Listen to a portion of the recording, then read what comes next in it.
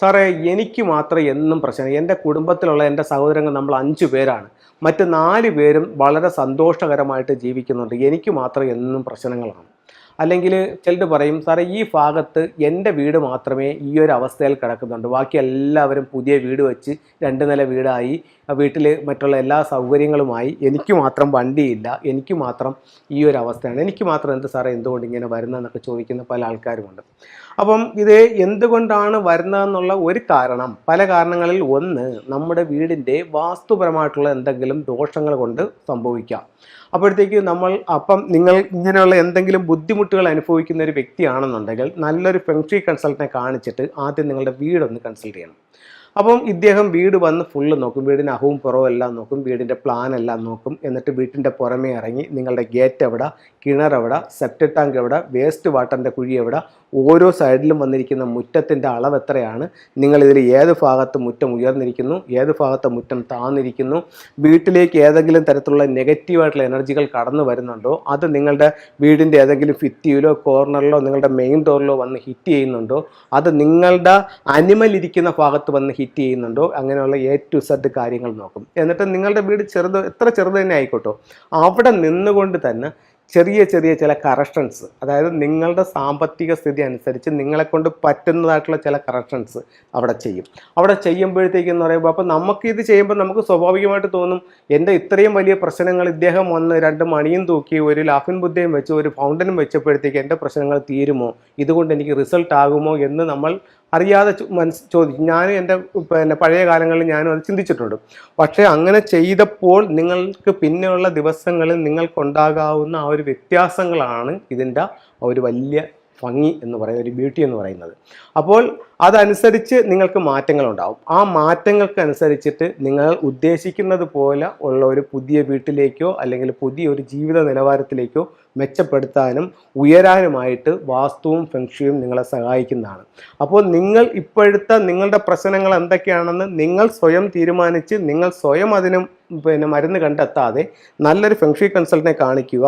അവരുടെ നിർദ്ദേശപ്രകാരം അവർ പറയുന്ന പരിഹാരങ്ങൾ ചെയ്യുക. അതനുസരിച്ച് നിങ്ങളുടെ മാറ്റങ്ങൾ നിങ്ങൾ സ്വയം വീക്ഷിക്കുക.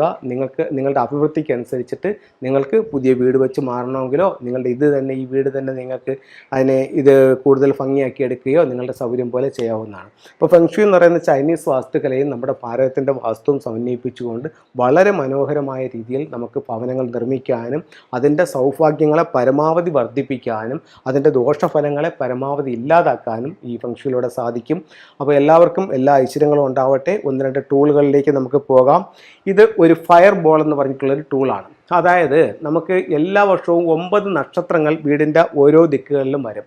2024 വീടിൻ്റെ മധ്യഭാഗത്ത് വന്ന് നിൽക്കുന്ന നക്ഷത്രം 3 ആണ്. 3 എന്ന് പറയുന്ന നക്ഷത്രത്തിൻ്റെ പരിഹാരമായിട്ട് ഈ ഫയർ ബോൾ ഉപയോഗിക്കുന്നുണ്ട്. 3 നമുക്ക് എന്താണ് പ്രശ്നം ഉണ്ടാക്കുന്നതെന്ന് ചോദിച്ചു കഴിഞ്ഞാൽ കലഹങ്ങൾ, കേസ്, വഴക്ക് എന്നിവയാണ് 3ൻ്റെ ദോഷം. അതിന് പരിഹാരമായിട്ട് ഇത് വയ്ക്കാം. അതുപോലെ തന്നെ നമുക്ക് എന്തെങ്കിലും കോടതി കേസുകൾ അങ്ങനെ എന്തെങ്കിലും ഉണ്ടെന്നുണ്ടെങ്കിൽ നമ്മുടെ മെയിൻ എൻട്രൻസിലേക്ക് കയറി വരുമ്പോൾ ഈ ഒരു സ്റ്റാച്യു വയ്ക്കുന്നത് ഇത്തരം പ്രശ്നങ്ങൾ നമ്മുടെ ലൈഫിൽ നിന്നും ഒഴിഞ്ഞു പോവാൻ നല്ലൊരു ടൂളായി കണക്കാക്കുന്നു. അതുപോലെ നാച്ചുറൽ ഉലു, ഇപ്പോൾ ഉലു ഉണ്ട്, മെറ്റൽ ഉലു ഉണ്ട്, നാച്ചുറൽ ഉലു ഉണ്ട്. ഇത് നാച്ചുറൽ ഉലു ആണ്. ഇത് അവിടെ ചൈനയിൽ തന്നെ വരുന്നൊരു ടൂളാണ്. ഇത് നാച്ചുറലായിട്ടുള്ളത് കൊണ്ടാണ് ഇതുപോലെ ഈ ചകിരി പോലെ ഇങ്ങനെ നമ്മൾ അടർത്തിയെടുത്തപ്പം വരുന്നതാണ്. നമ്മളല്ല, അവിടെ നിന്ന് തന്നെ വരുന്നതാണ്.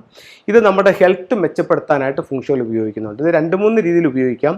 ഒന്ന്, സ്വീകരണമുറിയുടെ കിഴക്ക് ഭാഗത്ത് ഇടുന്നത് ഹെൽത്ത് മെച്ചപ്പെടും. 2, ഈ വർഷം 2024 ഫെബ്രുവരി 4 മുതൽ സൗത്ത് ഈസ്റ്റ് ഭാഗത്ത് 2 വന്നിട്ടുണ്ട്. അവിടെ ഹെൽത്ത് മെച്ചപ്പെടാൻ വേണ്ടി ഇത് ഉപയോഗിക്കാം. 3, നമുക്ക് വയ്യാതെ കിടക്കുന്ന ഒരു വ്യക്തിയുടെ ബെഡിന് സമീപം, പില്ലോയ്ക്ക് സമീപം ഇത് വയ്ക്കുന്നത് ആ വ്യക്തിയെ പെട്ടെന്ന് നമുക്ക് ഹെൽത്ത് ഇമ്പ്രൂവ്മെൻ്റ് ഉണ്ടാകാൻ വേണ്ടി സഹായിക്കുന്നു. ഇത് നാച്ചുറൽ ഉലുവാണ്.